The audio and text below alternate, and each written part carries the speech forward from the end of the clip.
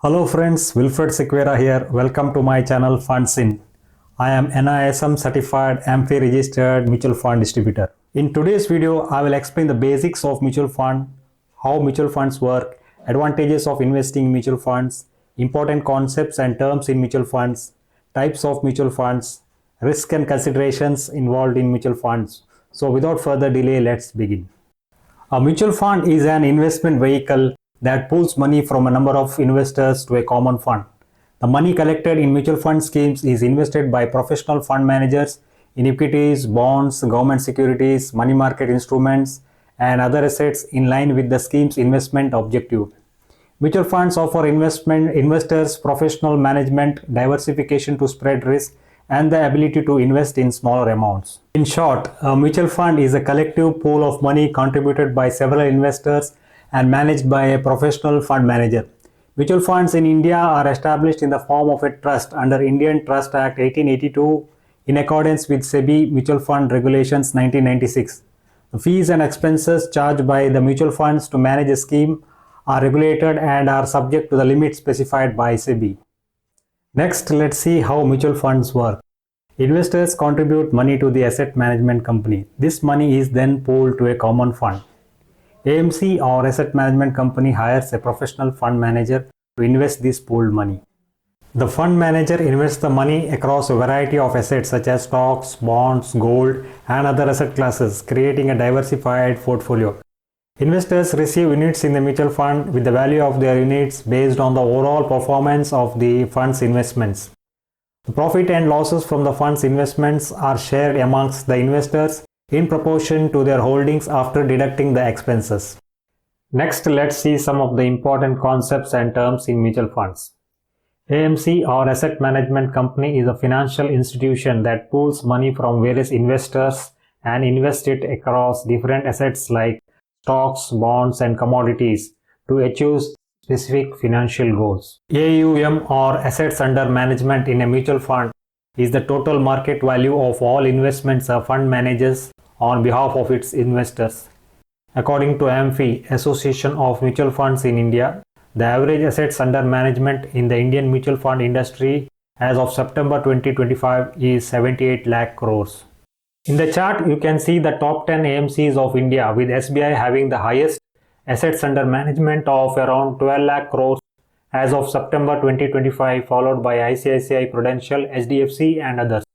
NFO or new fund offer is a process through which a mutual fund offers units of a new scheme to the public for the first time. NAV or net asset value is the price per unit of a mutual fund and is calculated by subtracting the fund's total liabilities from its total assets, then dividing by the number of outstanding units. SIP or systematic investment plan is a method of investing a fixed amount of money at regular intervals, typically monthly or quarterly, into a mutual fund scheme. STP or systematic transfer plan allows investors to periodically transfer a fixed or a variable amount from one mutual fund scheme to another within the same fund house, typically moving funds from a low-risk debt fund to a high-risk equity fund. SWP or systematic withdrawal plan in mutual funds allows investors to receive a fixed amount of money at regular intervals like monthly or annually from their mutual fund investments by redeeming units at the prevailing net asset value. Exit load is a fee charged by a mutual fund house when an investor sells or redeems their units before a specified period, acting as a penalty for early withdrawal. Expense ratio is the annual percentage fee a mutual fund charges investors to cover its operating costs, including management and administrative fees. A lower expense ratio generally leads to high net returns over time. Next, let's see the advantages of investing in mutual funds. Investors may not have the time or the required knowledge and resources to conduct their research and purchase individual stocks or bonds. A mutual fund is managed by a full-time professional fund manager who have the expertise, experience, and resources to actively buy, sell, and monitor investments. A fund manager continuously monitors investments and rebalances the portfolio accordingly to meet the scheme's objectives. Portfolio management by professional fund manager is one of the important advantages of a mutual fund. By investing in a variety of assets like stocks, bonds, and other securities, mutual funds help spread risk across different assets, reducing the impact of any single investment. Mutual funds are highly liquid, meaning you can easily buy and sell your units and get cash without a significant loss in value. Investors can invest in mutual funds with relatively smaller amounts of money, making them accessible for a wider range of investors. Mutual funds provide investors with clear, timely, and accessible information about the fund's objectives, holdings, fees, risk, and performance. This includes daily publication of the net asset value, regular disclosure of portfolio holdings, and clear communication of any material changes, such as in investment strategy or risk level. The entire mutual fund industry is regulated by SEBI, Securities Exchange Board of India, which governs the entire securities market, ensures investor protection, market transparency, and disciplined fund management. Tax deferral in mutual funds refers to delaying the payment of taxes on your investments, gains and income until a later date, typically when you redeem your units. By not paying taxes annually, your entire investment continues to compound, potentially leading to a higher returns over the long run. Next, let's see the types of mutual funds. Mutual funds can be classified as open-ended and closed-ended based on their structure. This structural classification determines how and when investors can buy or sell units of the fund. Open-ended schemes are perpetual and are open for subscription and repurchase on a continuous basis on all business days at the current NAV. Unlike closed-ended funds which issue a fixed number of units, open-ended funds have no restrictions on the number of units they can issue. This structure ensures liquidity and provides investors with the flexibility to enter or exit the fund at their convenience. Closed-ended funds have a fixed maturity date. The units are issued at the time of the initial offer and redeemed only on maturity. The units of closed-ended schemes are mandatorily listed to provide exit route before maturity and can be sold or traded on the stock exchanges. Mutual funds are primarily classified into two main categories based on their management style: actively managed funds and passively managed funds. In an actively managed fund, a professional fund manager or a team of managers actively makes investing decisions on buying, holding, or selling securities. Their goal is to outperform a specific market benchmark such as the Nifty 50 by using their expertise, research, and market analysis. A passively managed fund, also known as index fund, follows a simple strategy of replicating the performance of a specific market index. The fund's portfolio mirrors the securities and their weightage within that index. The fund manager's role is minimal as their job is to track the index rather than make active trading decisions. Based on their investment portfolios, mutual funds are broadly classified into five main categories by SEBI. These classifications are designed to bring clarity to investors by defining the scheme's primary asset allocation and investment strategy. Equity funds primarily invest in stocks and aim for long-term capital appreciation. They carry a higher risk profile due to market volatility, but also offer the potential for higher returns over a long-term investment horizon. Subcategories are based on the market capitalization of the companies they are invested in. Large cap funds invest mainly in the stocks of large, well-established top 100 companies by market capitalization. Mid-cap funds focus on companies ranked 101 to 250 by market capitalization. Small cap funds invest in companies ranked 251 and beyond by market capitalization, carrying the highest risk and potential for returns in this category. Multi-cap funds invest across large cap, mid-cap, and small cap stocks, following a diversified strategy. Thematic sectorial funds are concentrated investments in a specific industry or theme, such as technology, healthcare, or infrastructure. ELSS or equity-linked schemes offer tax benefits under specific sections of the tax code and have a mandatory lock-in period of 3 years. Debt funds invest in fixed income securities like government bonds, corporate bonds, and treasury bills. They are generally considered less risky than equity funds and are suitable for conservative investors seeking stable returns and income generation. Subcategories are often based on the maturity period of the debt instruments.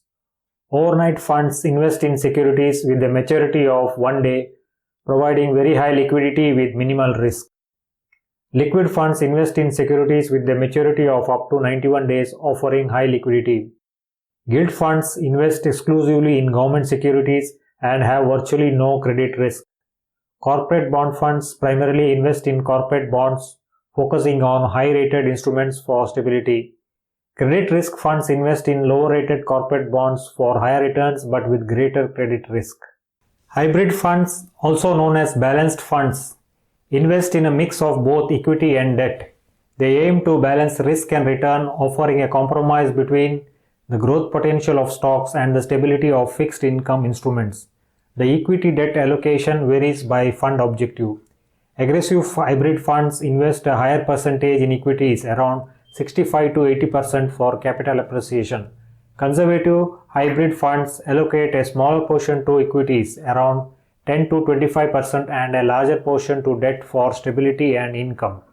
Dynamic asset allocation or balanced advantage funds dynamically manage the equity and debt mix based on the market conditions.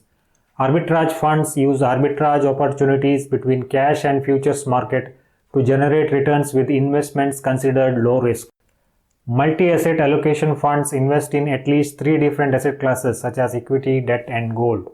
Solution-oriented funds are designed to help investors achieve specific financial goals such as retirement or children's education. They typically come with a lock-in period to encourage long-term, disciplined investing. Retirement funds aim to build a corpus for post-retirement financial security. Children's funds are tailored to meet financial needs related to a child's future such as education or marriage. Other schemes. This category includes funds that do not fit into the other 4 main classifications such as passively managed funds. Index funds replicate the composition of a specific market index, example Nifty 50, and are passively managed at a lower cost. Exchange traded funds are similar to index funds but traded on stock exchanges like regular stocks. Fund of funds invest in a portfolio of other mutual funds, providing an extra layer of diversification. International funds are equity funds that invest in stocks of companies listed outside of India. These funds help you invest in some of the biggest companies in the world.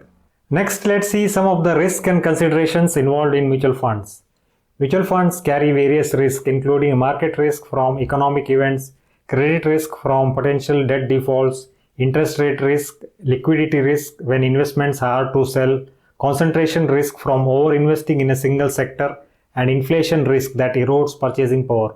While mutual funds offer diversification and professional management, they are not insured and you can lose money as the value of underlying investments fluctuate, impacting the fund's net asset value.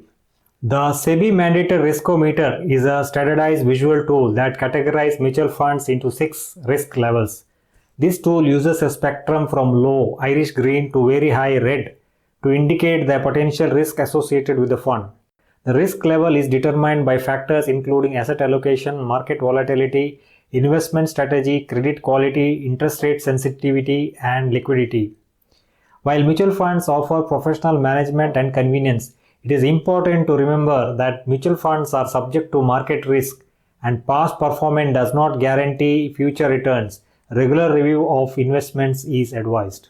In conclusion, mutual funds are a simple investment tool. They offer diversification, liquidity, and professional expertise. Mutual funds are best suited for long-term wealth creation. Each mutual fund scheme has a specific investment goals. Investors should choose mutual fund schemes wisely based on their risk appetite and one that matches their financial goals. That's it for today's video. Thanks for watching. Please like, share, and subscribe to my channel. Ready to invest in mutual funds? The link is in the description. If you need help while onboarding, please let me know. I am happy to help. I will see you in my next video. Until then, happy investing, happy returns.